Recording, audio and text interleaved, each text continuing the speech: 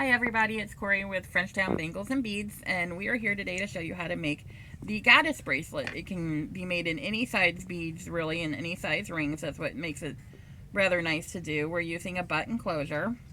So the first thing you need to do is gather your beads. Today we're going to be working with 8x6 rondelles. This is how it's going to look when it's finished. These are 5/0 seed beads, so they're a little bit bigger than your smaller seed beads. So the holes are nice and big. First thing you're going to do is gather your supplies. We have leather cording. It's nice to use real leather because it holds up real nice. You're going to want to use either a 0.5, really no bigger than a 1 millimeter for most beads because of the hole size. You can use any button of your choice.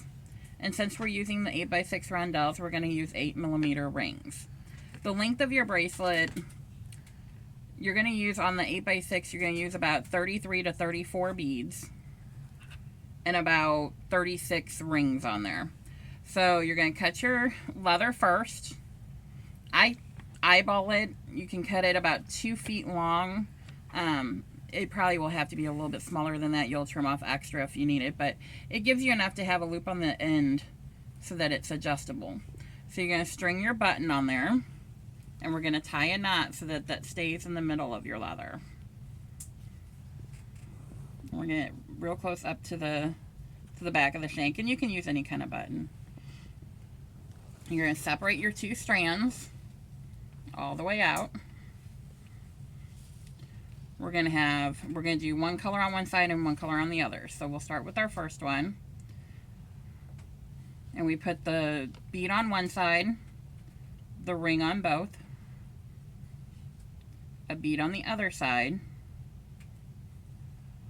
and a ring on both. Going back to your first color and your first side, the ring on both, bead on your second side, the ring on both. And then you're going to push it down.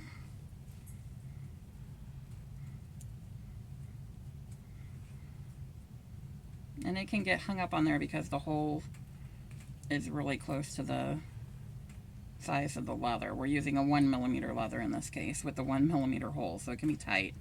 But you can see there how it starts to zigzag across. You're going to keep doing that until you get it to your desired length. It's going to look like this. So up, down, all the way down. When you get to the end, you're going to take your 2 strings. You're going to end on a bead, and you're going to knot it so it's secure. You're going to get that knot as close as you can. It doesn't have to be touching the bead, but as close as you can get to it.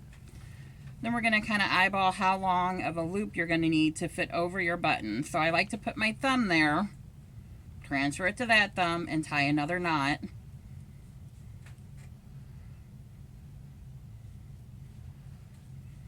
You want to make sure you've got it big enough to fit your button through. Now at this point, you've got this extra leather.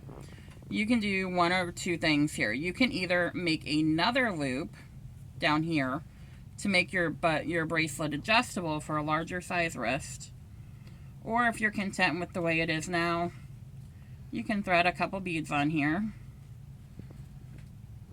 mix it up a little bit. No need to put the rings on down here. We're going to make little tassels.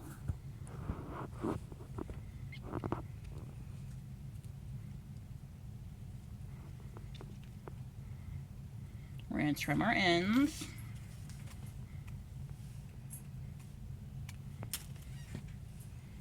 And we are all done.